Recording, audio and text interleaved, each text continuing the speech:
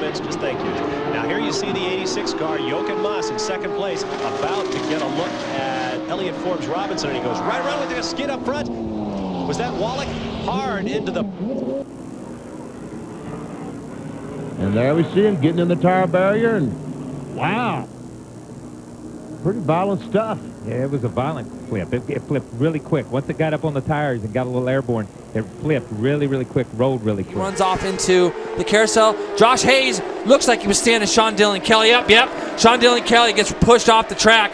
Josh Hayes went up underneath, and then there's somebody else, Greg, as well. Who is that? You got two guys. Sean Dillon Kelly is down, and there was somebody else with them. Full course caution. Here's why. Coming down out of this very, very fast carousel corner, watches it, gets onto the straight, 130 miles an hour. The car number 24 is spinning sideways, and suddenly you're at full throttle trying desperately to take evasive action.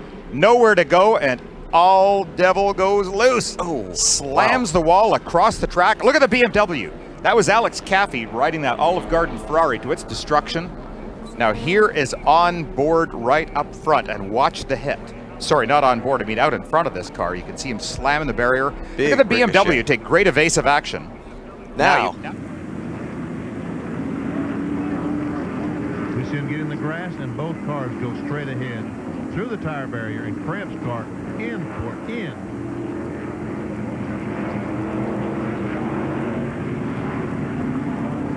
And he finally does come to rest on its wheels. Here's the in-car once again. Looks like the Cope just tried to get to the inside of Krebs. And they made contact, which turned both cars straight ahead. You know, and all the brakes in the world are not going to stop the car that way. Or roof flaps are not going to keep it on the ground. No. Roof flaps work for going backwards. Yeah, right. Here's Jerry. The lead in GTSA. DeBoer has caught Tony Gables. They're side by side through the S's. That is tight. There's a touch. Big impact. Oh. Wow, that was really close racing there. I didn't think it was going to work, and there's major carnage now. That was a big immediately. Impact. Hill was in the near lane in the Pennzoil car. 467 at over 310. And then disaster struck. The car coming apart just after it crossed the finish line. The driver protection cell held up and went into the sand trap with Eddie Hill on board. With Nelson Philippe getting off course, and this is the second one. Nelson is watching as well. Nelson, you might want to look away for this one. EJ Viso wasn't using all the track, but look at that. Full throttle up over the top of the hill. The yellow lights, the yellow flag was out, but he was already committed. Look at that damage. Well, we're glad. Ryan Foster turns it around. Still no caution. Cars keep going underway. Oh, my! That's Jeff Jefferson on his roof. Barrel rolls. Hard roll. Wow. Look at the window neck comes down. He looks like he's okay. Left in this round number 14 of the Cadillac Grand Prix of Sonoma, as we see a little bit of a replay here, Jeremy Shaw. And it looks like he just, the car skated out on him and just went wide. Let's take a look at it. Again, it's just about the same type of crash. He goes over once, 1.5 times, and then rolls back on the hood. Looked like he was going to roll. Car, you go for a visit. He got, whoa, that's what it was. Yeah, he looked to the outside and then just got out in the dirt. It was a rough ride. It really was. Карло Сиринелли, но так или иначе кто-то подтолкнул драконы, а тот отлетел в машину Макса Снегирева. Ну а Питсония непростительная ошибка. Да, трясса грязная, да, сцепления нет, но это знали все.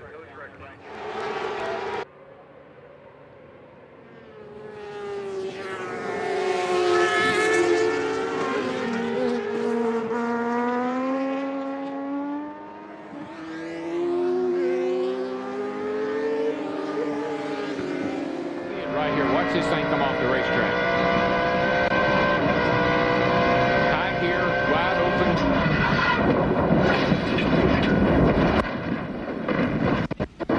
Earth, sky. Houston, Earth. we got a problem. From Sonoma. Second yellow car in line disappearing behind the wall. Earnhardt apparently lost traction and spun hard into the concrete with the back of the car first as it came to a stop on track. it burst into flames. Apparently, the fuel cell or the connectors to that cell were compromised. You see a large amount of fuel on the ground. From on board the car, here's the impact.